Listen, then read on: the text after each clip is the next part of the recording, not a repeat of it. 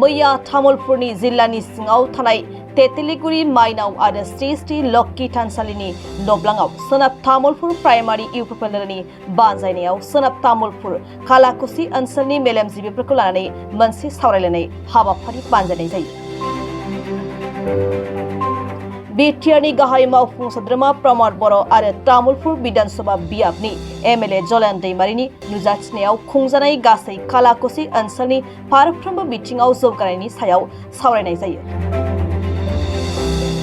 गुबैयै बे मेलेमजिबि मेलाव खालाकुसि ओनसोलनि सोलोंथाइ सावस्रि गेलेमु हान्थामेला हा खुरखानाय आयेननि बेबस्था बायदि आयदाफोरखौ बिथा खालामनानै सावरायनाय जादोंमोन आरो बे आयदाफोरनि सायाव गाहायालासि महरै नुजाथि फैनाय बिटिआरनि गाहाय मावफुं सोद्रोमा प्रमद बर'आ खालाकुसि ओनसोलनि जौगालु बिथांखिफोरनि सायाव मोनथिहोयो।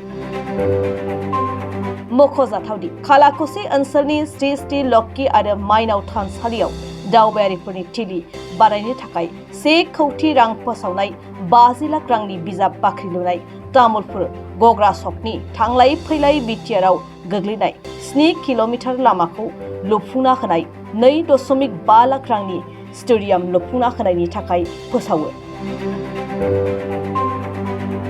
गयबारि ब्लक इउपिपिएलनि आफादगिरि नरहरि महन्तनि आफाद सामलायनाय आरो नेहाथारि कबिन बर'नि बुंथिनायाव सामलायनाय मेलेमजिबिफोरनि सावरायलायनाय बे मेलाव ओनसोलनि गोबां मेलेमजिबि फोरोंगिरि समाज सिबियारि बैसोगोरा नोगोरारिफोरजों लोगोसे गुबुन गुबुन फरायसा आफादफोरनि दैदेनगिरि आरो सोद्रोमाफोरा बाहागो लादोंमोन। तामुलपुरটো আমাৰ তামুলপুৰৰ এটা বৃহত্তৰ অঞ্চল। এই অঞ্চলত বড়ো অসমীয়া মাইনৰিটি বিভিন্ন জনগোষ্ঠী একেলগে থাকে আৰু এই বৃহত্তৰ অঞ্চলৰ ৰাইজৰ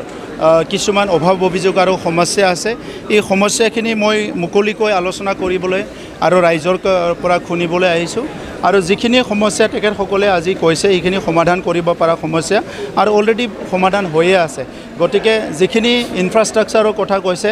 আমাৰ তামুলপুৰ ঘগ্ৰাপাৰ ৰাস্তা সেইটো মই মুখ্যমন্ত্ৰী ডাঙৰীয়াক অনুৰোধ কৰিম আৰু লগতে নিশ্চিতত যিটো দিয়া হৈছে সেইটো যাতে চেংচন কৰিব পৰা যায় সেইটো আমি অলপ আৰু প্ৰেছাৰ দিবৰ কাৰণে চেষ্টা কৰিম আৰু ইয়াৰ লগতে আজি মই এই আমাৰ মাইনাও আৰু বাথৌ কি কয় লক্ষ্মী মন্দিৰ ইয়াৰ কেম্পাছত এটা পৰ্যটকথলী কৰাৰ কাৰণে 1 কোটি টকা ঘোষণা কৰিছোঁ যে তেখেতসকলে বিভিন্ন অনুষ্ঠান ইয়াত কৰিব পাৰিব। 50 লাখ টকাৰ এটা লাইব্ৰেৰী নিৰ্মাণ কৰাৰ কথা কৈছোঁ আৰু 2.5 কোটি টকাৰ এটা ষ্টেডিয়াম নিৰ্মাণ কৰাৰ কথা কৈছোঁ কাৰণ এই বৃহত্তৰ কালাকুচি অঞ্চলত ভাল ষ্টেডিয়াম নাই যাৰ কাৰণে ল'ৰা ছোৱালী খেলিব নোৱাৰে আৰু সেইকাৰণে এই গোটেইখিনি কামখিনি অহা 20 তাৰিখৰ আগত চেংচন কৰি থৈ যাবলৈ মই চেষ্টা কৰিম।